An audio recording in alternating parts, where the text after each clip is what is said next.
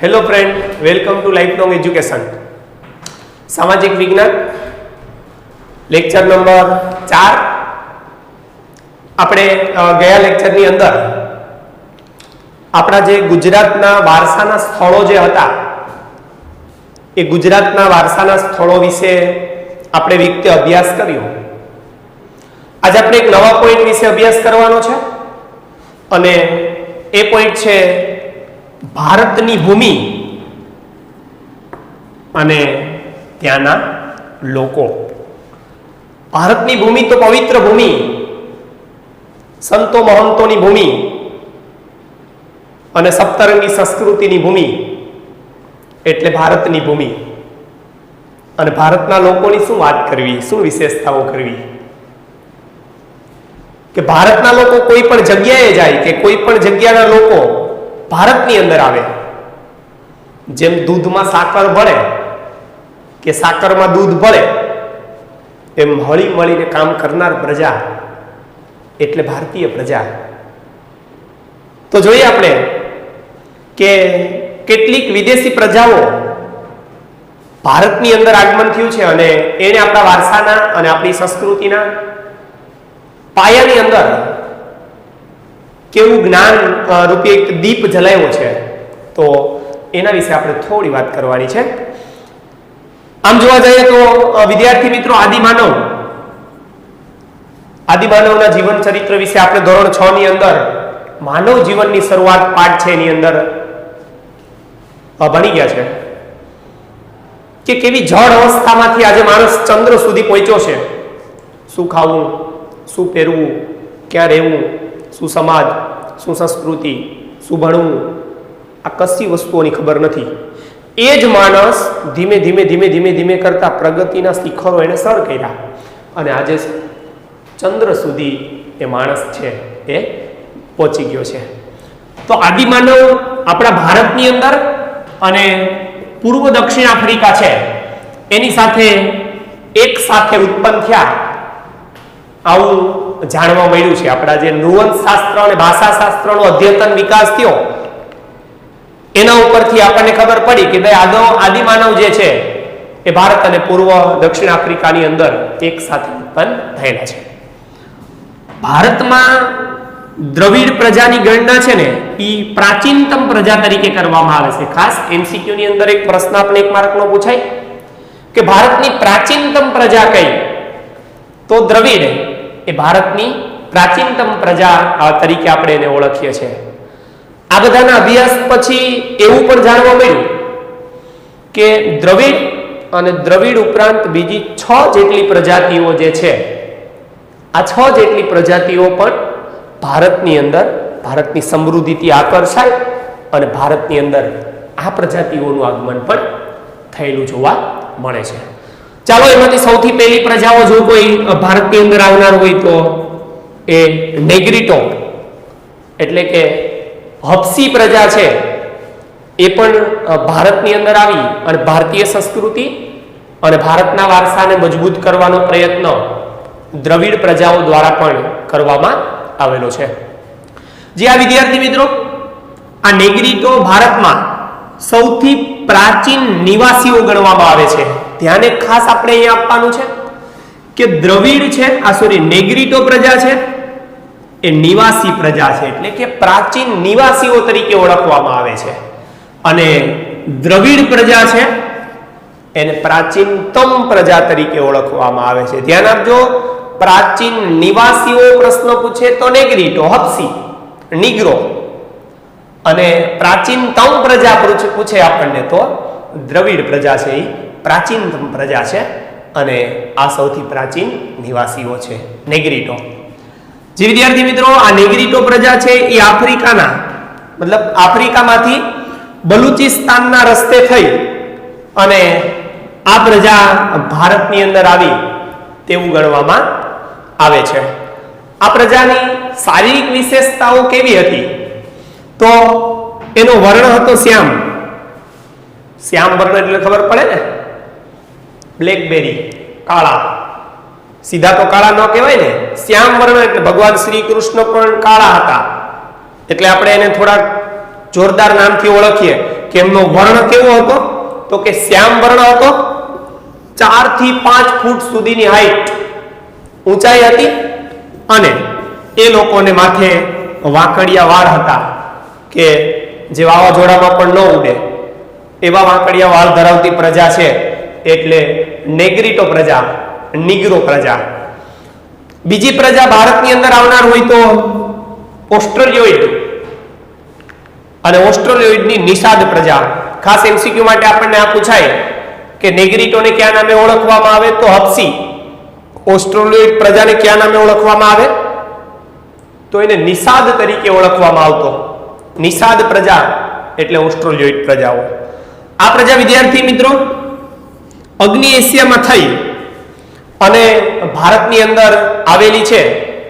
એમની શારીરિક વિશેષતાઓ પણ કંઈક આ હતું ઉપરની જેમ કે એમનો વર્ણ શ્યામ હતો, જેનું લાંબુ અને પહોળું માથું હતું. એ ઉપરાંત એ લોકોનું કદ હતું એ ટૂંકું હતું. એ ઉપરાંત નાક, ચપટું નાક ધરાવતી પ્રજા. આ એની શારીરિક વિશેષતાઓ છે એ આપણને જોવા મળી હતી, જે હતી ઓસ્ટ્રેલિયોઇડ પ્રજા અને નિષાદ પ્રજાઓ. આમ જોવા જઈએ તો આ નિષાદ શબ્દ છે વિદ્યાર્થી મિત્રો, એ ભારતમાં આવેલા આર્યો છે એ આ ઓસ્ટ્રેલિયોઇડ પ્રજાને નિષાદ તરીકે ઓળખવામાં આવતી. આમ તો આ નિષાદ શબ્દ ભીલી પ્રજા માટે નિષાદ શબ્દનો ઉપયોગ છે એ અવારનવાર કરવામાં આવતો.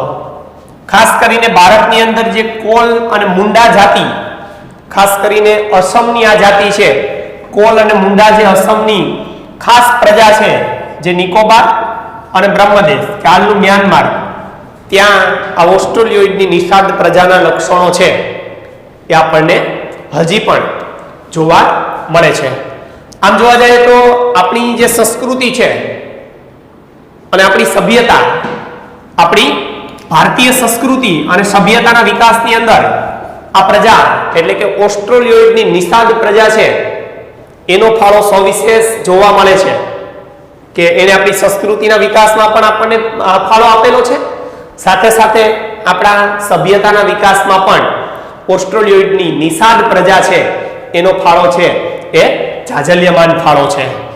આ લોકોની વાત કરીએ તો એની પાસે ઘણા મોટા કૌશલ્ય પણ ધરાવતા હતા, જેમ કે માટીના વાસણો બનાવવા. જે તે સમયે ધાતુની શોધ નહોતી થઈ ત્યારથી માટીના વાસણો બનાવવાની શરૂઆત થઈ, એટલે કે પાષાણ યુગ. પાષાણ યુગ પથ્થરમાંથી, મતલબ માટી કે પથ્થરની અંદરથી જે વસ્તુઓ બનાવવામાં આવતી એ યુગ એટલે પાષાણ યુગ. અને માટીનો સંબંધ તો જન્મથી મૃત્યુ સુધી આપણો છે.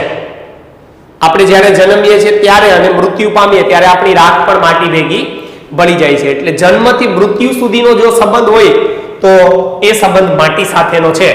માટીના વાસણો બનાવવા, ખેતી કામ કરવું, સુતરાઉ કાપડનું વણાટ કામ કરવું વગેરે કૌશલ્ય છે એ આ ઓસ્ટ્રેલિયોઇડની જે નિષાદ પ્રજા છે એ ધરાવતા હતા. એ ઉપરાંત આ પ્રજા છે એ પોતાની ધાર્મિક માન્યતાઓ પણ ધરાવતી હતી. દરેક પ્રજાની કંઈક ને કંઈક ધાર્મિક માન્યતાઓ હોય, ધાર્મિક વિધિ વિધાન હોય, તેમના રીત રિવાજો હોય. તો ઓસ્ટ્રેલિયોઇડની નિષાદ પ્રજા છે, આ ઓસ્ટ્રેલિયોઇડની નિષાદ પ્રજાના પણ કંઈક ધાર્મિક કાર્યો અને ધાર્મિક માન્યતાઓ હશે તો એ લોકો પોતાની ધાર્મિક માન્યતાઓ જે છે એ ધાર્મિક માન્યતાઓની અંદર પણ માનતી હતી, એવું અહીંયા દર્શાવવામાં આવેલું છે. જે વિદ્યાર્થી મિત્રો ત્રીજી પ્રજા જો ભારતની અંદર કોઈ આવી હોય દ્રવિડ પછી, તો આ દ્રવિડ લોકો એ આમ જોવા જાય તો દ્રવિડ પ્રજા છે એ મૂળ ભારતની છે. દ્રવિડ છે એ મૂળ ક્યાંના છે? ભારતના છે. આપણે ખાસ ધ્યાન એ આપવાનું છે અહીંયા કે કઈ પ્રજા ક્યાંથી આવી છે, શું વિશેષતાઓ છે અને એની શારીરિક વિશેષતાઓ શું છે, આટલી વસ્તુઓ ધ્યાન રાખવાની છે.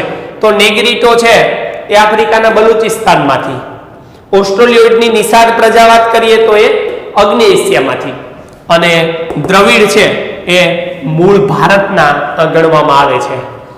આ મોહેન્જો-દડો જે આપણને નગર મળી આવ્યું મોહેન્જો-દડો અને સિંધુ સંસ્કૃતિના સર્જક, કે મોહેન્જો-દડો અને સિંધુ સંસ્કૃતિના સર્જક અને પાષાણ યુગ એટલે જે સમયે બધું માટી કે પથ્થરમાંથી બનાવવામાં આવતું એ યુગ, પાષાણીય સંસ્કૃતિ જે હતી એના દ્રવિડ લોકો છે એ સીધા વારસદાર તરીકે ઓળખવામાં આવે છે. MCQ ની અંદર કદાચ આપણને આ પ્રશ્ન પણ આવે કે ભાઈ પાષાણ યુગની સંસ્કૃતિના સીધા વારસદાર કોણ છે, તો આપણને ખબર હોવી જોઈએ કે પાષાણ યુગની સંસ્કૃતિના સીધી વારસદાર પ્રજા જો કોઈ હોય તો એ દ્રવિડ પ્રજા છે, કે જે પાષાણ યુગની સંસ્કૃતિની વારસદાર ગણવામાં આવે છે. બીજું, આ લોકોએ આપણે થોડીક ધાર્મિક માન્યતાઓ આપી છે. જેમ કે દ્રવિડ લોકોએ માતા રૂપે દેવી પાર્વતી અને પિતા રૂપે પરમાત્મા એટલે કે ઈશ્વર શિવની પ્રજાની ઓળખ છે, મતલબ શિવનો ખ્યાલ છે જે એ આપણને આ પ્રજાએ આપી છે દ્રવિડ લોકોએ. એ ઉપરાંત દીપ, ધૂપ અને આરતીની પરંપરાઓ જો કોઈ શરૂ કરાવનાર હોય ભારતની અંદર, તો આ જે પરંપરા શરૂ કરાવનાર પ્રજા પણ દ્રવિડ પ્રજાને તમે ગણી શકો. બીજું કે દ્રવિડોની અંદર કુટુંબ વ્યવસ્થાઓ જે છે એ મજબૂત હતી. સામાન્ય રીતે આપણે જોવા જઈએ તો કુટુંબ વ્યવસ્થાઓ બે પ્રકારે હોય, સંયુક્ત કુટુંબ, વિભક્ત કુટુંબ. હજી જો એના પેટા બે પ્રકાર પાડવા હોય તો માતૃમૂલક કુટુંબ અને પિતૃમૂલક કુટુંબ. જે કુટુંબની અંદર માતા કરતા પિતાનું સ્થાન ઊંચું હોય તો એને પિતૃમૂલક કુટુંબ કહેવાય, અને જે કુટુંબની અંદર પિતા કરતા માતાનું સ્થાન ઊંચું હોય તો એને માતૃમૂલક કુટુંબ તરીકે ઓળખવામાં આવે છે. તો દ્રવિડ લોકો જે હતા વિદ્યાર્થી મિત્રો, એ માતૃમૂલક કુટુંબ પ્રથા છે એની પ્રચલિત હતી, કે એમાં પિતાના સ્થાન કરતા માતાનું સ્થાન છે એ ઊંચું હતું, એટલે માતૃમૂલક કુટુંબ છે એ દ્રવિડ લોકોમાં જોવા મળતું. એ ઉપરાંત આ લોકો છે એ અવકાશીય ગ્રહો વિશે પણ જાણતા, જે આપણા નક્ષત્રો છે, ગ્રહો છે એના વિશે, પછી કાતવું, વણવું, રંગવું વગેરે કલાઓ છે એની અંદર દ્રવિડ લોકોનું વિશેષ મહત્વ અને એ લોકોનું વિશેષ પ્રદાન છે એ પણ આપણને આ અભ્યાસ પરથી જાણવા મળ્યું. વિદ્યાર્થી મિત્રો, દ્રવિડ લોકો છે એ 4 પ્રકારની ભાષાઓ બોલતા. દ્રવિડ કુળની 4 ભાષાઓ છે એ જોવાની છે, તો તમિલ, તેલુગુ, કન્નડ અને મલયાલમ. જે આ વિદ્યાર્થી મિત્રો અહીંયાથી આપણે એક MCQ એટલે કે મલ્ટી ચોઇસ ક્વેશ્ચન પૂછાય કે નીચેનામાંથી કઈ ભાષા દ્રવિડ કુળની નથી, તો આપણે ધ્યાન આપવાનું છે કે 4 ભાષાઓ છે, તમિલ, તેલુગુ અને કન્નડ અને મલયાલમ. આ 4 ભાષાઓ દ્રવિડ કુળની છે. જે વિદ્યાર્થી મિત્રો સાહિત્યની વાત આવે તો જે તમિલ સાહિત્ય છે એ ઉર્મી અભિવ્યક્તિથી ભરેલું સાહિત્ય ગણવામાં આવે છે. જે તમિલ સાહિત્ય, આપણે અહીંયાથી પણ એક પ્રશ્ન પૂછવામાં આવે કે કયું સાહિત્ય છે જે એ ઉર્મી અભિવ્યક્તિથી ભરેલું છે, તો તમિલ સાહિત્ય જે છે એ તમિલ સાહિત્ય ઉર્મી અને અભિવ્યક્તિથી ભરેલું સાહિત્ય ગણવામાં આવે છે. આ 3 પ્રજાઓ પૂરી. હવે ભારતની અંદર ચોથી પ્રજા જો કોઈ આવી હોય તો અન્ય પ્રજાઓની વાત છે એ આપણે કરવાના છે. તો અન્ય પ્રજાઓની જો વાત કરીએ તો મોગોલોઇડ, અલ્પાઇડ, ડિનારિક અને આર્મોલોઇડ, આમ 4 પ્રજાઓ પણ ભારતની અંદર આવી અને ભારતના વારસાને અને ભારતની સંસ્કૃતિને મજબૂત અને નક્કર બનાવવામાં યાદચ્છિક ફાળો છે એ આ પ્રજાઓનો પણ છે. સૌથી પહેલી વાત કરીએ આપણે મોગોલોઇડ પ્રજાની, તો આ પ્રજા છે વિદ્યાર્થી મિત્રો એ ઉત્તર પશ્ચિમ ચીનની અંદર થઈ અને એ ભારતની અંદર આવેલી જોવા મળે છે.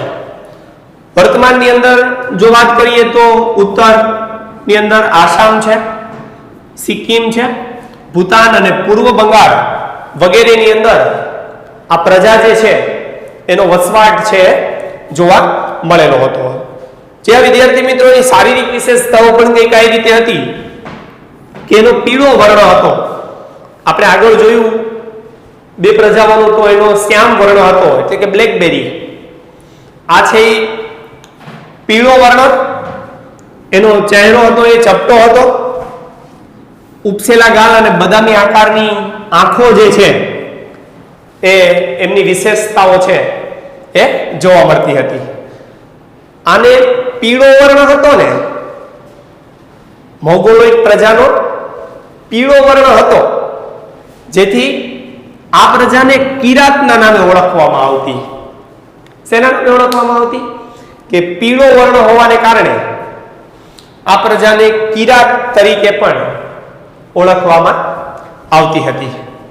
એના પછી બાકીની 3 પ્રજાઓ છે, અલ્પાઇન, ડિનારિક અને આર્મોલોઇડ. આ પ્રજા છે વિદ્યાર્થી મિત્રો એ મધ્ય એશિયામાંથી થઈ અને ભારતની અંદર આવેલી છે. જોઈએ કે આ 3 પ્રજાઓના ગુણધર્મો છે એ સમાન જોવા મળતા હતા, જે ભૌતિક ગુણધર્મ સમાનતા ધરાવતા. આમ જોવા જઈએ તો મહારાષ્ટ્ર છે, બંગાળ છે, ઓડિશા છે, ગુજરાત અને સૌરાષ્ટ્રના ઘણા બધા જિલ્લાઓની અંદર આ પ્રજાઓ છે એનો વસવાટ છે એ સ્થાયી થયેલો જોવા મળે છે. હવે આગળની પ્રજા એટલે આર્ય પ્રજા. ભારતના વારસામાં, ભારતની સંસ્કૃતિમાં જો સૌથી વધારે પ્રાણ પૂરનાર જો કોઈ પ્રજાઓ આવી હોય અને ઉપરની બધી પ્રજાઓ કરતા સૌથી વધારે જો કોઈ વિકસિત પ્રજા ભારતની અંદર આવી હોય તો એ પ્રજા એટલે આર્ય પ્રજા, જેને આર્ય સંસ્કૃતિનું નિર્માણ ભારતની અંદર કરેલું. સપ્ત સિંધુ નામ આપણે સાંભળેલું હોય છે, તો એના પ્રદેશ તરીકે ઓળખાતો તો એ આર્ય પ્રજા. અને આપણા દેશનું નામ કોઈ રાજા મહારાજાઓ કે ભરત કુળ કે ભરત રાજાના નામ ઉપરથી ભારત જો નામ આપનાર જો કોઈ પ્રજા હોય તો એ પ્રજા પણ આર્ય પ્રજા ગણવામાં આવે છે. જોઈએ ત્યારે કે ભારતની આર્ય સભ્યતાના નિર્માતા આર્યને વિદ્યાર્થી મિત્રો નોર્ડિક પ્રજા તરીકે પણ ઓળખવામાં આવે છે, જેમ કે મોંગોલોઇડને કિરાત તરીકે ઓળખવામાં આવતા, અને આર્ય પ્રજા છે એને નોર્ડિક પ્રજા તરીકે પણ ઓળખવામાં આવતા. આગળ આપણે નેગ્રીટો જેને હપ્સી અને ઓસ્ટ્રેલિયોઇડ જેને નિષાદ પ્રજા તરીકે ઓળખવામાં આવતી, આમ એના ઉપનામ પણ આપણે ભેગા સાથે યાદ રાખવાના છે. આર્યોના મુખ્ય વસ્તી જે પ્રદેશની અંદર રહેતી, કે જ્યાં એ લોકો વધારે વસવાટ જે પ્રદેશની અંદર કરતા, એ પ્રદેશનું નામ એ લોકોએ આર્યવ્રત એવું નામ છે એ આપવામાં આવેલું છે. એ ઉપરાંત આપણે જોઈએ તો પ્રાચીન સમયમાં આર્ય વસ્તી છે એ વાયવ્ય ભારતમાં હતી, જે 4 ખૂણાઓ ઈશાન, અગ્નિ, નૈઋત્ય અને વાયવ્ય, એમ પ્રાચીન સમયની અંદર જે આર્ય વસ્તી વાયવ્ય જે ખૂણો છે આપણો એ વાયવ્ય ભારતની અંદર જોવા મળતી હતી. જ્યાં વિદ્યાર્થી મિત્રો આ વાયવ્ય ભારતની અંદર 7 મોટી નદીઓનું સંગમ થતું અને 12 માસ કાયમી વહેતી નદીઓ છે એ ત્યાં હતી. એટલે એણે એ સપ્ત સિંધુ 7 નદીઓ હતી, એટલા માટે એને સપ્ત સિંધુ નામ છે એ પણ આપેલું જોવા મળે છે. આમ જોવા જાય તો આ લોકોનો પ્રદેશ ઉત્તરમાં વૈદિક કાળથી આર્યો હેઠ મિથિલા એટલે કે બિહારથી લઈ અને વિંધ્યાચલ સુધી એ લોકો વિસ્તરેલા છે જોવા મળે છે. અન્ય પ્રજા કરતા એટલે કે આપણે આગળની જે પ્રજાઓ જોઈ ને એ દરેક પ્રજા કરતા આર્ય પ્રજા છે ને સૌથી વધારે વિકસિત પ્રજા હતી. દરેક ક્ષેત્ર ઉપર એમનું પ્રભુત્વ અને એમનું પ્રદાન છે એ અન્ય પ્રજાઓ કરતા સારું પ્રભુત્વ છે, અને એ લોકોનો વિકાસ પણ સૌથી વધારે હતો. એટલે અન્ય પ્રજાઓ કરતા આ પ્રજા છે એ વિકસિત હતી. MCQ માટે આપણને આવો પ્રશ્ન અહીં આવે. આર્ય છે ને એ કોઈ ભરત રાજા કે ભરત કુળના નામ પરથી આ પ્રદેશનું નામ ભારત ભૂમિ, ભરતખંડ, ભારત વર્ષ કે ભારત જેવા નામોથી ઓળખવામાં આવતા. આપણા દેશનું નામ જો કોઈ પ્રજાએ રાખનાર હોય તો એ આર્ય પ્રજા છે, એને ભરત ભૂમિ કહેવાય, ભરતખંડ કહેવાય, ભારત વર્ષ અથવા ભારત જેવા નામથી આપણે ઓળખીએ છીએ. આર્ય છે ને પ્રકૃતિ પ્રેમી હતા. પ્રકૃતિ સાથેનો એનો જે વ્યવહાર હતો એ મિત્રતાના ભાવેથી હતો. અને આગળ આપણે વાત કરી પ્રાકૃતિક વારસાનો, કે ભારતના લોકો છે ને એ પણ પ્રકૃતિ પ્રેમી છે. પ્રકૃતિ સાથેનો સંબંધ એનો ઘણો બધો નજીવો છે. એવી પંચતંત્રની વાર્તાઓ છે કે જે બૌદ્ધ ધર્મની જાતક કથાઓમાંથી આપણને આવી રસપ્રદ પ્રકૃતિ અને માણસનો જે નિકટતમ સંબંધ છે એ નિકટતમ સંબંધ વિશે આપણે માહિતી મળે છે. તો વિદ્યાર્થી મિત્રો, આર્યો પણ પ્રકૃતિ પ્રેમી પ્રજા હતી. જે લોકો વૃક્ષો, પહાડો, સૂર્ય, વાયુ, નદી, વરસાદ વગેરેની પૂજા અને આરાધના કરતા અને તેમણે દરેક સ્તુતિઓ એટલે કે રૂચાઓ જે આપણે વેદ જે છે એ કોઈ વેદની અંદર, મતલબ આપણો જે 4 વેદ છે એ વેદની અંદર જો કોઈ પ્રજાનું વર્ણન હોય તો એ આર્ય પ્રજા છે. જે આર્ય પ્રજાનું વર્ણન છે એની અંદર કે એને રૂચાઓની રચના કરી. સ્તુતિઓ, રૂચાઓના સમૂહને સ્તુક્ત કહેવામાં આવે છે. શું કહેવામાં આવે છે? સ્તુક્ત. અને તેમના સમયની અંદર વેદ, જે આપણા 4 વેદ છે એ વેદ પઠન છે પણ પ્રચલિત કરવામાં આવેલું છે. અને આ વેદોની અંદર આર્ય સંસ્કૃતિનું વર્ણન છે. એના સામાજિક, આર્થિક અને રાજકીય જે પ્રાણી પ્રસંગો છે એ આ વેદની અંદર આપવામાં આવેલા છે. તેમાંથી એને ધાર્મિક વિધિઓ જે શરૂ કરી અને તે પછીના સમયમાં યજ્ઞાદિ ક્રિયાઓ છે, જે યજ્ઞ યગાદિ ક્રિયાઓ એ પણ આપણા ભારતની અંદર શરૂ થઈ એવું ગણવામાં આવે છે. આપણે આગળ વાત કરવાની છે અને પાઠનો છેલ્લો એક પોઈન્ટ એટલે વારસાના જતન અને સંરક્ષણ માટે આપણી ફરજ.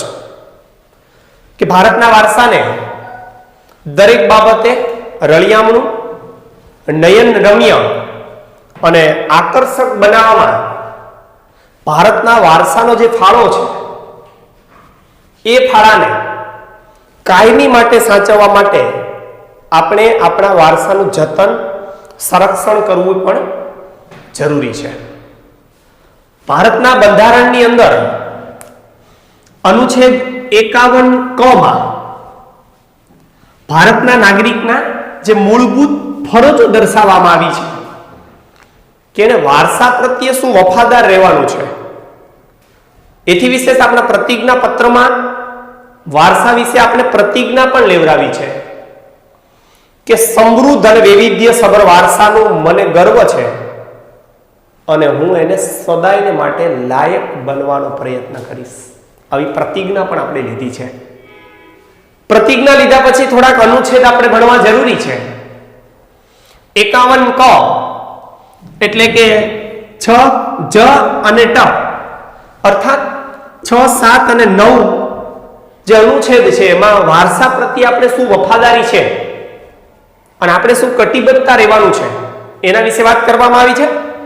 તો સૌથી પહેલું છે આપણી સમન્વિત સંસ્કૃતિના સમૃદ્ધ વારસાનું આપણે મૂલ્ય સમજવાનું છે અને એની જાળવણી કરવાની ફરજ ભારતના સંવિધાનમાં દરેક નાગરિકની છે કે જેની પાસે ભારતનું નાગરિકત્વ છે.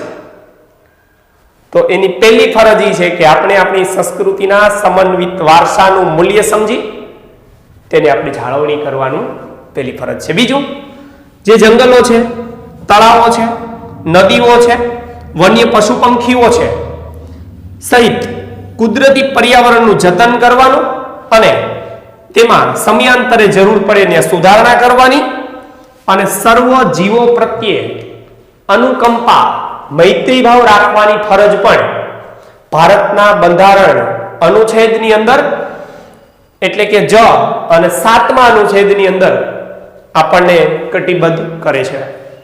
છેલ્લું એટલે કે અનુચ્છેદ 51 ટ અને 9મી કલમ કે જે જાહેર મિલકતો છે જેને આપણે સરકારી પ્રોપર્ટી કહીએ છીએ, જે જાહેર મિલકતોનું રક્ષણ કરવાની અને હિંસાઓ જે થાય છે એને ત્યાગ કરવાની ફરજનો પણ સમાવેશ આની અંદર કરવામાં આવેલો છે. તો આમ આપણા ભારતના સંવિધાનની અંદર અનુચ્છેદ 51 ક ની અંદર ભારતના દરેક નાગરિકને વારસા પ્રત્યે જે અનુકંપા દાખવવાની છે, જે વફાદારી દાખવવાની છે એ આ કલમ પ્રમાણે છે.